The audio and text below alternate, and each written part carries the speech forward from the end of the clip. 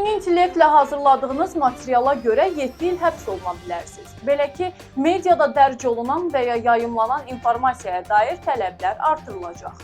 Bu, Milli Məclisin Hüquq Siyasəti və Dövlət Quruculuğu, İnsan Hüquqları Komitələrinin bugünkü videokonferans formatında birgə iclasında müzakirə olunan media haqqında qanunda dəyişiklik edilməsi barədə qanun layihəsində öz əksini tapıb.